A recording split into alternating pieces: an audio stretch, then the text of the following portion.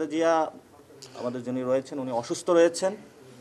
তারপরে আমাদের দেশের যে পরিস্থিতি, এই পরিস্থিতিগুলো যাতে সবাইয়ের সাথে কথা বলে জেনে সবাইকে অনবোর্ড করে এই জিনিসটা করার জন্য সেটা বলেছি। কোনো প্রভাব পড়বে না, কিন্তু আমরা যারা গণতন্ত্রের জন্য লড়াই করেছে এবং তাদের প্রতি আমরা শ্রদ্ধা পোষণ করতে চাই এবং সবাইকে নিয়ে আমরা কাজ করতে চাই সংস্কারের পক্ষে।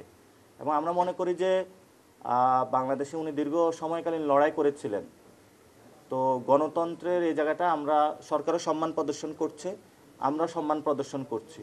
বেগম জিয়ার প্রতি সবার আবেগ অনুভূতি, এটা বিএনপি কেন্দ্রিক নয়। নির্বাচন কমিশনের একটা সংস্কার প্রস্তাব এসেছে, নির্বাচন কমিশন সেই সংস্কার যে প্রস্তাবগুলো বাস্তবায়ন করতে যাচ্ছে, কিন্তু এই সময়ে বাংলাদেশে একটি দল কোর্টের মধ্য দিয়ে নির্বাচন কমিশনের ঘাড়ে বন্দুক রাখছে, তারা গুন্ডাতন্ত্র করছে সেখানে। অর্থাৎ ছোট ছোট যে দলগুলো রয়েছে সেই দলগুলোকে কয়েকটা সিটের লোভ দেখিয়ে বাংলাদেশের রাজনৈতিক যে বহুদলীয় গণতন্ত্র সেটাকে তারা হত্যা করার উদ্যোগ নিচ্ছে।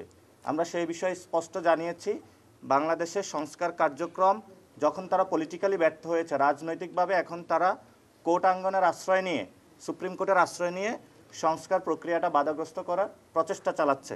এটা আমরা একটা বিগ কনসার্ন এসেছে সেখানে। আমরা আমাদের যারা লয়ার্স কাউন্সিল সুপ্রিম কোর্টে তারা গতকাল মুভ করেছিল এবং সে বিষয়ে তারা সেখানে কথা বলেছে এবং তারা সেখানে উপস্থাপন করেছে যে কী প্রক্রিয়ায় কাজটা করা হচ্ছে।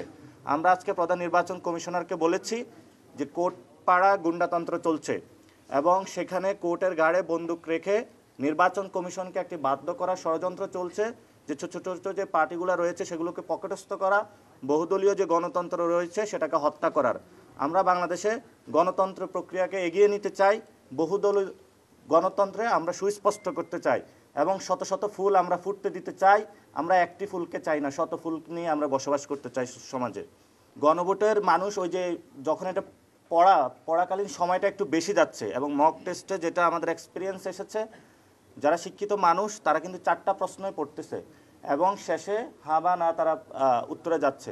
আমরা সেখানে বলেছিলাম যে এটা যদি একটা লিডিং কোশ্চেনে হয়ে জুলাই সনদের আপনি কি সমর্থন করেন নাকি করেন না, তাহলে হা বা না। যেমন হলো আপনি যদি ধানের প্রতীকে সিল মারেন বা দাড়িপাল্লায় মারেন বা আপনি শাপলাকলিতে মারেন, এটার ম্যানিফেস্টোটা কিন্তু আলাদা থাকে। এখন আপনি যদি প্রতীকের সাথে অনেকগুলো ম্যানিফেস্টো যোগ করে দেন 31 দফা, তাহলে একটা ভোটার গিয়ে 31 দফা পড়বে, জাতীয় নাগরিক পার্টির ইশতেহার পড়বে, তারপরে কি ভোট দিবে? তো এই আমাদের যে মক ভোটিং সিস্টেম সেটাতে হলো গণভোটের প্রক্রিয়াটা এমন করে জটিল করে তোলা হয়েছে। এই জন্য হলো পুরো বাংলাদেশে তারা চিন্তাও করছে যে টাইমিংটা 1 আওয়ার এক্সপ্যান্ড করার জন্য। তো আমরা সেখানে বলেছিলাম যে আপনি যদি লিডিং কোশ্চেনে এটা দেন, জুলাই সনদে হা বা না বলুন, তাহলে এটা ইজি করার জন্য। এবং তারা বলেছে যে এটাতে সাংস্কৃতিক যে মন্ত্রণালয় রয়েছে তারা সেটাকে অনবোর্ড করতেছে এবং আমাদের যে তথ্য মন্ত্রণালয়। কিন্তু আমরা বলেছি যে আপনি 2টা মন্ত্রণালয় দিয়ে শুধু পারবেন না, জনগণকে এটার মধ্যে বড় আকারে অ্যাক্টিভ তাদের পার্টিসিপেশন লাগবে এবং সেই অ্যাক্টিভ পার্টিসিপেশনের জায়গায় আমরা সর্বোচ্চ সহযোগিতা করতে প্রস্তুত রয়েছি, যেহেতু একটা আমাদের নতুন একটি যুগে আমরা পদার্পণ করতে যাচ্ছি।